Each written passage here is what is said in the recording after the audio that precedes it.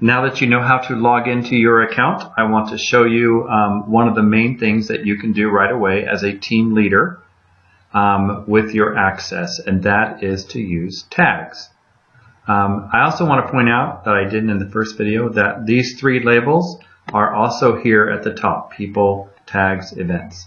And there's a more tab which we'll get into later. But so if once you're off this main page, which is called the dashboard, once you're off the dashboard, you won't have these three main labels. So they're up here all the time so that you can quickly go back and forth from people to tags or to events if you need to. But we're going to begin today talking about tags. So we're going to click on tags. Tags are, like I said last time, they are labels that you can attach to a person. In church management software, we want to label people so that they are in the correct groups. This begins with all tags. You see the word here at the top says all tags. And so the very first time you log in, as you come back, sometimes it will remember where you were last time, and it will have the same folder open that you were using last time. Other times it won't remember. I'm not exactly sure what makes the difference. So you may come to it at time and it'll say all tags, but at times it may be right where you left it last time. That being said, you can go down either this list on the side, which is always here, or the first time you're using it, you can go down this list in the middle, and right now they're identical, so that it doesn't matter which one you do. But we're going to go down to Teams. I'm going to find the Liturgist team. So I'm going to open up Teams. Within Teams, you'll recognize these categories. These are about the original 8 or so that we thought were going to be the teams that then turned into categories of teams. And so we have congregational care and facilities, faith development teams, music teams, outreach teams, the preschool team, stewardship teams, and worship teams. And once I open that up, now you see at the top of this list it says worship teams, where it said all, before it said all tags, right? Now we've gone in a couple of folders, and now it says worship teams. And you'll go down this list and you'll see there's an acolyte team and there's an acolyte team leader. That's so I can pull out the leader of a team quickly if I need to, and send them a message. The altar flowers are a team that we aren't using at the time. Fellowship time as well. I haven't developed those into tags of people who do fellowship time. We have, however, the greeter team, which right now has 12 people in it. We have the gift baking team, the ones who are doing those new loaves, and we have 4 people on that team currently.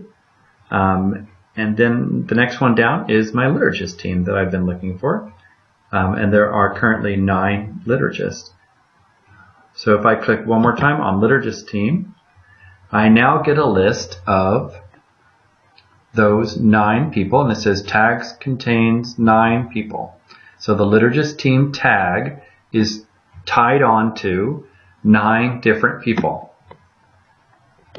And as we look down this list, you can see who those 9 people are, and you might recognize those names as the people who stand up in front of church and read the scripture and lead us in our prayers on different Sundays. So using this method, you can work your way down to whatever team you want to get to, and you can see their names. To go backwards is a little counterintuitive because there's not a button on this screen that will go backwards. So what you have to do is go up to the arrow that says back and literally load the previous page. If I go click back, it'll take me exactly back to the page I was on, which is the worship teams.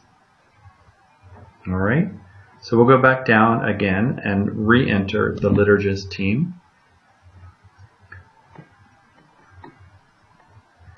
And here are the liturgists, as I mentioned, the 9 people who are part of the liturgist team.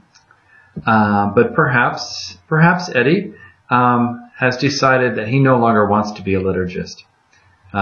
You can let him know. But we'll delete his name. No, it makes sure. So it says, do you really want to remove this person from this tag? We'll say yes for now. We'll remove Eddie from the tag. And now he's gone. And now it says tag contains 8 people. You'll see up here the history that runs the whole time you're logged in. And it says a person has been removed from tag. All right, that lets you know what you just did. So that's these little X's that light up when you get to them. It's that easy to remove somebody from a tag. It's a little too easy maybe. So you just have to be careful not to click on the red X's. But it will, if you click on it by accident, it'll say, did you really mean to do this? Did you really want to remove this person from this tag? And you can just say no and cancel. But we'll add a person. So I'm hoping that what you'll mostly be doing in terms of adding and deleting people is adding people, because more and more people are going to be so excited about your team that they're going to want to join. And so you will use this green button here in the top right to add people to tag. And it's very, very simple. You simply type in their name, and I can just type in ED as Ed, and right there at the very top of the list is Ed Bakecoin. We click on his name, and the reason it does this two-step process is that you can quickly add a whole bunch of names and add them one by one, and then when you've got everybody who you want to add onto your team, then you come down here and exit out of this process. So now Ed is back as a liturgist, and the tag contains 9 people again, and our team is back together. This is a short video talking about how to add and delete people from your team using the tag function in Breeze Church Management System. There again, if I went a little bit too fast, feel free to just rewind and watch this video 2 or 3 times until you catch on to how this is all working.